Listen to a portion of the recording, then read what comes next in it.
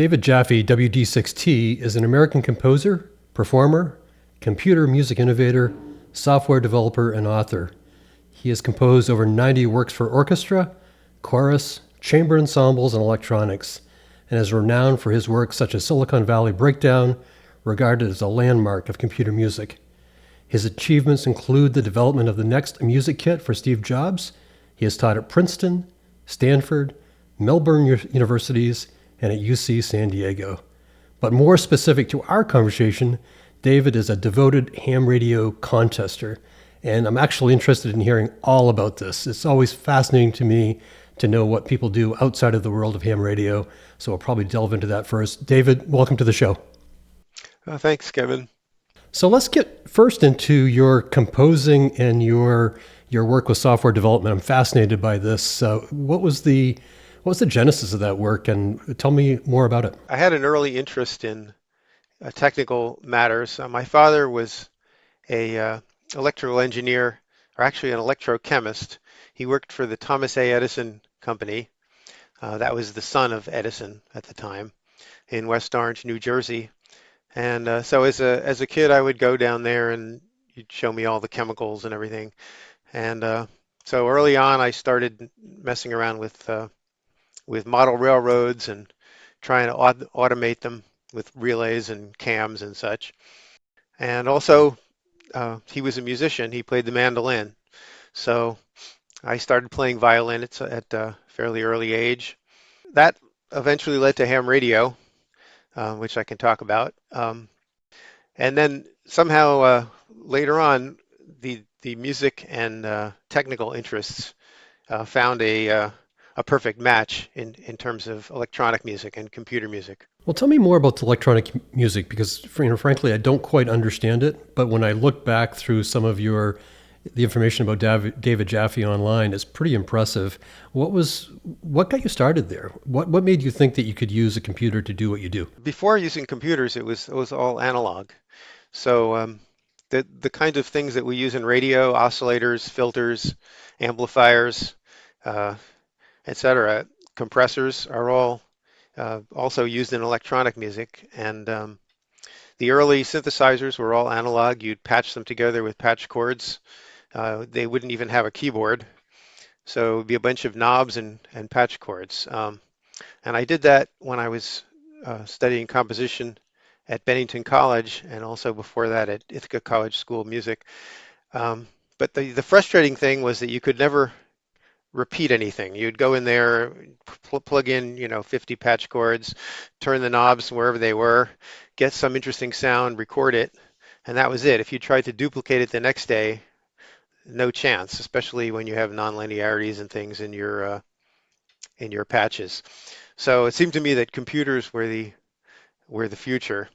And just around that time, that was starting to become feasible with a few places like Stanford, MIT, and UC San Diego doing computer music. Also Bell Labs, where it was first invented. There was a few innovators. Max Matthews was one of them, who first tried hooking up a digital to analog converter to a computer, and by shoveling out numbers at a periodic rate, producing sound. And tell me about the work you did with Steve Jobs at Next. How did you get that gig, and what was that like? I ended up at Stanford, which was a great place to be because after my bachelor's degree, I was looking for some place to go, and the Stanford AI Lab had a music group. The Stanford AI Lab was mostly funded by the Department of Defense, and they had all kinds of projects, robotics and computer vision, etc. And the music group was kind of there just because people thought it was cool. So I got there just as the AI Lab was moving down to campus, and the computer music group was going to stay off campus at this amazing building called the DC Power Lab. That was really the name of it. It was the Mr. DC Power, who it was named after. It was a huge round building with a hole in the middle. Anyway, we stayed there, but there was a year when nothing was happening because our computer hadn't come up yet, and the old computer from the AI lab had gone down to campus. So I spent a year learning to program, teaching myself basically. And the more I did that, the more I realized that you could compose music. Programming computers was a way of telling the computer what you wanted to do, just like writing notes on a piece of paper. So when you write notes on a piece of paper, you have to, or you often have a concept in your head, and then you have to translate it into what each of these instruments is going to do. So if you could just go from the concept directly to the sound, then you skip a step, which in the case of a computer isn't really needed. So I found myself composing in that way where I was just basically programming my ideas. So the way that I ended up at Next was just having taught myself programming. I still had no idea what I was going to do for a living, figured it would be some kind of music related thing. But then somebody offered me a job and I said, okay, and then a couple more. And then my colleague, Julius Smith, who is an electrical engineer, brilliant guy, who I collaborated with in developing pluck string synthesis, he got hired at Next. There was only about 25 people at the time. And he brought me in. I went in for an interview with Steve. He asked me about 3 questions, and I answered within 30 seconds. He said, okay, you're hired. And you're still composing and performing today. Yes, I've kept the kind of parallel life going. So my main day job is as a programmer, and I have a composing career going also. And it's not all electronic. In fact, a lot of my music, most of my music is for instruments and voices. So speaking of parallel careers and parallel paths, not only do you have the software development, your music career, I think you're a birder, but what you're here to talk about today is ham radio. I think you've been licensed since you were relatively young. Tell me about that journey, when you got licensed and how you've managed to do ham radio while you've been developing this really fascinating career. Well, as I mentioned, I got the sort of technical interest from my father, and he was also a shortwave listener. So we had a shortwave radio and, wire antenna. He used to listen to the various international broadcasts, which I also got a kick out of and would write away for QSL cards from them. Then a kid down the street got a CB radio. So I went to my father and said, I want a CB radio. Is there any way I can get one of those? And, how much do they cost? And how do I use my allowance to get one or whatever? And so he did a little research. And even though he wasn't a ham himself, he said, I think you really want to be a ham. The only thing he knew about ham radio before that was that there was a neighbor who had a 6-meter station that kept interfering with channel 2. Anyway, so he found me in Elmer, and I got my novice license, etc. And that was the beginning of it. Then I was quite active uh, as a teenager through high school, and that was then after that I joined a band. We were touring constantly, and we lived in about the worst place you could imagine for ham radio. It was the bottom of a huge valley. You go up a big mountain, you come down, and there's mountains everywhere. And I put up a vertical, which is about the worst antenna I could have for that QTH. And I think that was the end of my ham radio interest for a while. So there was then a huge hiatus where I did all these other things that we've been talking about, the computer music and such. And then I came back to it around 1997 or 98. One of my colleagues got interested in it and showed me this little handheld thing, and I was like, wow, look at that, that's interesting. And I had kept my license, so I started poking around reading QST and felt like Rumpelstiltskin. It's like the world had changed and I was waking up, and so I thought, well, I wonder if I still know Morse code. So I wrote away to the ARRL. I got some cassette tapes, which I still had a cassette tape player in my car. And when I would drive to work, I'd put them in there and say, oh, yeah, I can follow this. And that was the beginning of getting back into it. So I can somewhat relate. I took a 40-year break from ham radio and I got back into it. But I'm still curious, when you picked your head up in the late 90s, early 2000s, and decided to get back into ham radio, obviously the world had changed from 30 years. What was it that was so appealing, particularly with the work that you do with computers and obviously at a very high level? What intrigued you so much about ham radio that you wanted to get back on air and see if you learned, if you still knew Morse code. What was that? Well, it was a couple things. I mean, yes, the technology was interestingly different. When I first got into it, I did a little bit of satellite work. I had slow scan TV monitor of the Mir space station, things like that. Um, but also, I had just had uh, I just started a family. We just had our first baby, so I was home a lot. I worked from home actually most of my career, but even more with a baby, I wasn't traveling as much. So, ham radio gives you a way to see the world without having to leave your house. So I just thought it would be fun to get back on the air. And so I threw a wire antenna out the window and it happened to be the top of the sunspot cycle at that time. So it was pretty easy to work people and little by little I put up more antennas, et cetera, et cetera. And then I discovered that I'm right on the side of a mountain that faces southwest, which in California means you can be loud in Hawaii and Australia, and that's about it. So I will accept that answer. I guess that's somewhat what happened to me during COVID. I'm around the house a lot and I needed to do something. So I'm going to buy that answer. That's fine. So not only did you get back into the ham radio, but you became a very avid contester. What was that step for you? I presume you weren't contesting back when you were a teenager. What got you hooked on contesting? Well, actually, yeah, as a teenager, I did do some contesting. Like probably all DXers, I would just get on for the CQ Worldwide and work the people I hadn't worked before. But then I got interested in sweepstakes and New Jersey QSO Party, and I didn't have a big station, but I was on a pretty nice hill. I had a two-element beam and some wires. I think my first certificate was a second place East Essex County, New Jersey QSO Party. Um, so I did that. I did a lot of traffic handling also. I was really into Morse code.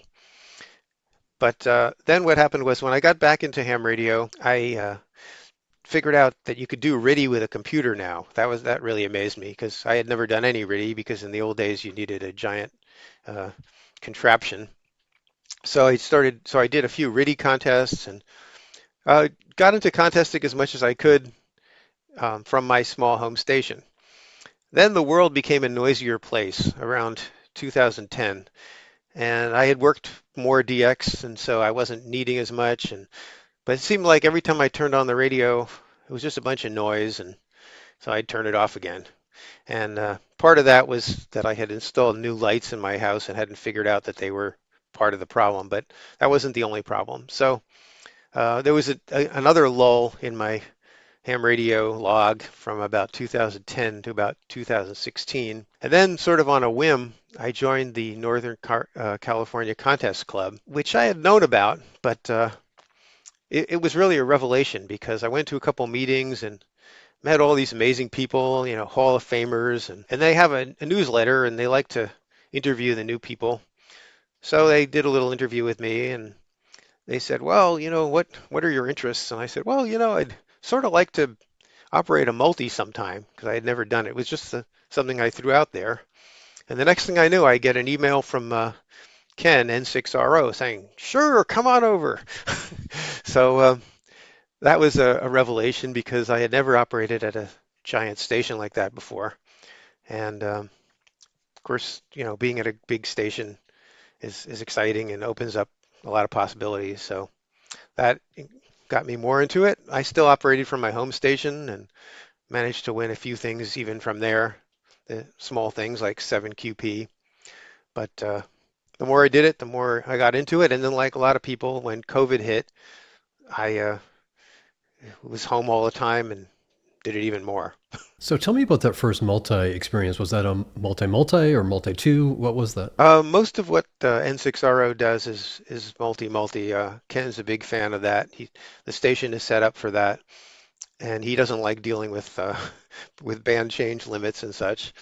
So we tend to do big multis there. My first operating there was actually not in a multi. It was it was in all Asia. We were doing single banders. That's another thing we often do there with different operators on different bands. And I was on 15 meters during during the sunspot trough. So I think I worked three. Yeah, I think I worked 3 stations the entire time. But it got me up to speed a little bit on the logger they were using, etc.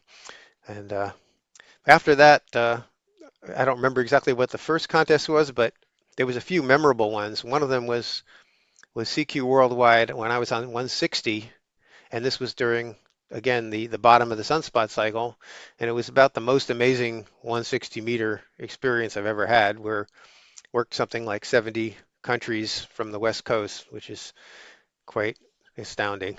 So, David, give me some perspective on your experience doing single op versus multi-two versus multi-multi. Do you have a preference? And tell me why you have a preference if you do have one. Sure. Well, single op is always thrilling. I especially like single ops because of the ability to do SO2R and 2BSIQ and such.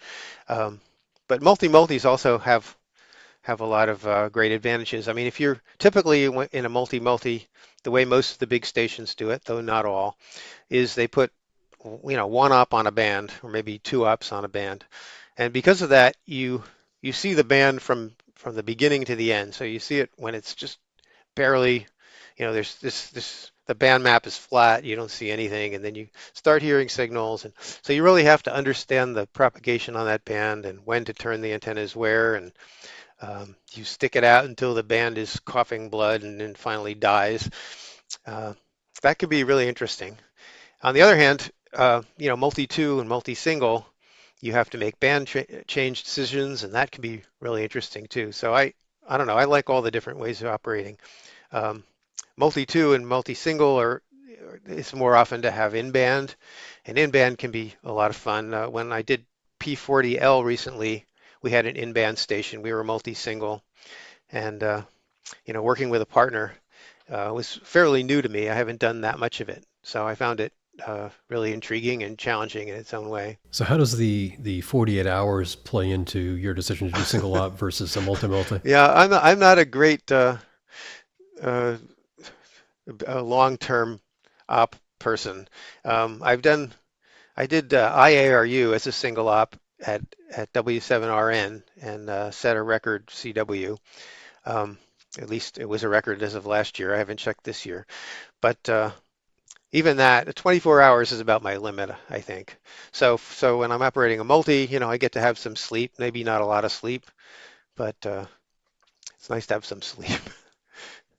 So, when you mentioned W7RN, and you obviously talked about K6RO earlier, are you a guest op for most of your contests? Yeah, N6RO. Yeah, pretty much. I mean, obviously if I operate from home, it's my own station. I've guest operated at those stations and usually in person, but occasionally I also operate remotely. So I've operated remotely to stations like K1IR, ZF1A. We did a multi, I think it was multi-single, or maybe it was multi-two. One time I operated to LO5D. That's probably the furthest away that I remoted to, and that was ARRL. Believe it was SSB. I was 10 meter single band, and it was considerable latency, some real challenges, but it was still doable and interesting. So, I've been doing these interviews long enough. I know there's a stark difference of opinion when it comes to remote contesting. I've talked to people like N5DX who does it a lot and happens to be very good at it. Other people really steer clear of it. What's your feeling about remote contesting? I think that there are pluses and minuses to it. Obviously, the plus is you get to do it at all. So, I mean, if you can't go there, then being remote is the second best. I don't think it's as good as being there in person, but um, I've done the CWTs pretty much every week for years, remote to N6RO. And I do 2BSIQ with 2 keyboards and routinely make more than 200 cues in an hour. Would I do better if I was in person? Probably a little bit. Um, I've gotten used to things like, oh, I missed the first letter of the call sign sometimes, but then, I use super check partial and I pretty much know a lot of the call signs. And so there's some price you pay for doing it, um, but you can adjust to it. I don't think it's as bad as some people make it out to be.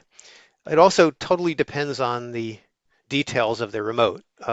For example, the N6RO, first of all, I'm not going that far. It's about an hour away from here. We use remote rigs, which are pretty low latency, um, and it works pretty well. Other times you can get latencies that grow as much as a half a second or more. When I was to LO5D, I had quite long latency, and I don't doubt that that had some effect, but it was still great to do it. Recently I was at part of the N5J. Wasn't a contest, but it was a DXpedition, one of the remote CW operators, and yeah, you definitely feel the latency, and but still it enabled us to put 20 amazing operators. I don't put myself in the same league as some of the other guys that were operating, but I was honored to be part of that group, and we had a lot of good operators covering the band pretty much 24 hours a day. I've got to say that was a very impressive list when I looked through the N5J operator list. It was a who's who of ham radio. It was very, very impressive. I want to take you back to what you may or may not do differently for a remote contest. I think you implied that you do, maybe you use the word adapt for remote contesting. What do you do differently, if anything at all? I use a Maestro when I'm talking to a flex, or I have one of those K3/O's when I'm talking to a K3. So I have the ability to tune. I have the ability to do most things. I prefer that than to have a mouse and deal with mousing around on the computer, because then it feels more like a real radio. I do have to anticipate a little bit. Sometimes I'll you know, I'll hit enter before the guy's completely done with his exchange if I know what the end of the exchange is from the last time I worked him, and that way there's not a little gap. Um, but beyond that, it's pretty much the same as being in person for me. Well, clearly you take it pretty seriously if you have two setups. If you can remote with your Flex, your Maestro, and you're also set up with an Elecraft. So yeah, you must do it quite Yeah, frequently. but I do, agree with the guys who say that in person is better. It is better, and especially when you're doing something like partner mode or um, or an in band with somebody right next to you, and it really helps to be able to look over their screen, watch their body language, and jump in there. David, when we were doing some preliminary back and forth preparing for this interview, you had made mention about various types of SO2R operation. And as a newcomer back into the hobby, I was kind of caught off guard by that. I thought SO2R was SO2R. Tell me more about what you meant by that bullet point. Yeah, SO2R is, since I've gotten it back into ham radio after a big gap, I feel like I'm kind of a newcomer. And as a newcomer, I'm having to learn things that some of the veterans just do instinctively at this point. So I think I've had to uh, to think about it maybe a little bit more. So I was first introduced to SO2R by Ken N6RO, who kind of pushed me into it, said, you got to do this, you got to do this.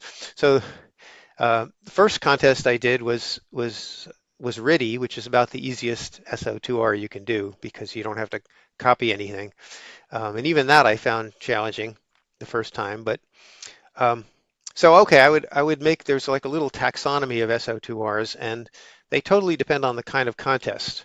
So I guess the first one you can do, or the easiest one you could do, if you don't have the technical ability to do SO2R in the sense that you can't listen while you're transmitting, would be what they call SO2V, somewhat of a misnomer, but basically you're listening to the other VFO in the other ear uh, while you're doing something with this one. So typically that involves your CQing in one VFO, and then in between, while you're waiting for somebody to call you, you're tuning around. If somebody calls you, you immediately deal with it. So you're kind of really just alternating. And a similar thing uh, is dual CQ, where you're maybe on two bands. Now you've maybe moved to a it's not totally necessary, but let's say you move to a situation where you can now hear on two bands at once, which of course technically that's not a trivial thing. You need antennas that aren't interfering with each other, two radios, bandpass filters, et cetera, et cetera.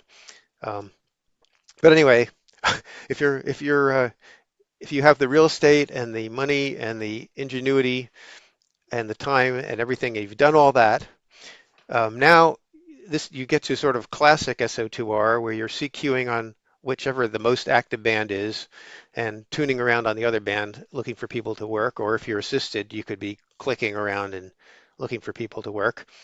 Um, then another mode is 2BSIQ where you're basically CQing on both bands. Now, uh, arguably that's easier, I would argue, than regular SO2R when the rate is high, because with SO2R, you're forced to adapt to the rhythm of the guy you're calling, the search and pounce guy you're calling. So here you are trying to do your run, and meanwhile you want to insert this other guy, but he's not in phase with you. So you have to stall the CQing running frequency for a while until you can throw your call in there and you get the picture. But if you're doing 2BSIQ, which is two-band interleaved CQing, then you basically are in charge of the rhythm of both bands. So I find that typically actually easier than classic SO2R. And in another mode is search and pounce on both radios, which in a way is the hardest because now you've got two guys with different rhythms and you don't control either of them. So it really depends on the contest, depends on the rate. There's a lot of cases where you're better off just not being SO2R at all. If the rate is high enough and you can just bang them out, super fast. I sort of proved that to myself when I was doing SO2R sideband on an NAQP, and I was actually using call sign voicing, and it was pretty good. I had two good bands, but I was competing against somebody who was going as fast as he could SO1R, and he had a higher rate than I had on the two bands. So I think this is the first time I've ever heard anybody say 2BSIQ is easier than SO2R. So congratulations for that. Let me just make one point. It really does depend on the conditions. I mean, if you have one caller at a time, that's the optimal situation, right? Because it's easy. But if you have a pile up, if you have two pile ups, like it's one thing to do 2BSIQ on something like NAQP. It's another thing to do it on CQ worldwide when you have callers from all over the world and you have polar flutter and you have all this other stuff. And the skill of pulling out call signs from a gnarly pileup is another skill completely. So doing 2PSIQ in that situation, I would put in another class from the NAQP variety. Well, and to be clear, I hear loud and clear that it's situational, and that's what I hear from people like Dan Craig and Randy Thompson. It's not a one size fits all. It's what do the conditions call for at the time. So I totally get it. How many contests do you normally operate in a course of a year? Oh, wow. Well, I guess during COVID, I was pretty much contesting every weekend, and that includes the big ones, of course. Also, contests like All Asia, JIDX, some of the RIDI contests. Um, sometimes there's only one. It's a Saturday only contest. Sometimes it's all weekend. Um, Lately, I haven't been doing as much. I think the last couple uh, years, or actually just the last year, I started traveling again. I was pretty conservative about traveling during COVID. So just last year, I went to 3B8, which was a real exciting trip for me. And then I mentioned I went to Aruba. So now that I've been traveling more, I haven't been doing as much contesting every weekend. And also it's a function of my music career. My music career took a lull during COVID. Nobody was programming concerts or anything. So now that my music career is coming back a little bit, having a little less time to contest. So go back to the travel. When you're traveling, are you taking gear with you, or are you finding stations that you can use? And I think maybe both. But what is the answer to that? Yeah, I haven't done as much of it as many people have, but it really varies. I went to a V26 in I think it was 2019. I didn't have to bring any of the gear, but some of the other people did. An amplifier was carried. When we went to 3B8, I brought a K3. and other people bought gear, but there was also gear that had been left there through repeated visits. Um, at P40, I didn't have to bring anything there. They had everything. So it really varies. And what's the next contest you'll be operating in? Oh, that's a good question. Probably CQP, California QSO Party. I'm still figuring out what I'm going to do for that one. But What did you do last year? um, last year I just went to N6RO. That's kind of the default for me. But a couple of years ago, I went to Mendocino with K7GK, and we did a little expedition. It was a lot of fun. David, any parting thoughts for the listeners? You know, ham radio is amazing, and there's so many facets to it. That's what I like about it. And you know, you might think contesting is, oh, you're just constantly doing the same thing, but pretty much every contest is different and has a different strategy. I'm always discovering new things to do, new aspects of propagation. The ionosphere is never the same. It's never a level playing field, except for possibly WRTC. But aside from that, aside from that, who knows what you're going to see? And uh, it's always a matter of discovery. There's always surprises, and you're always learning things. Well, I love that thought, and I appreciate ending on that. That one of the differences with ham radio is that the uncertainty, right? We're always dealing with equipment failures or equipment issues, and then you get on air and nothing's the same one weekend to the next. So I think that's a brilliant perspective. Thanks for your patience today. Thank you for joining me.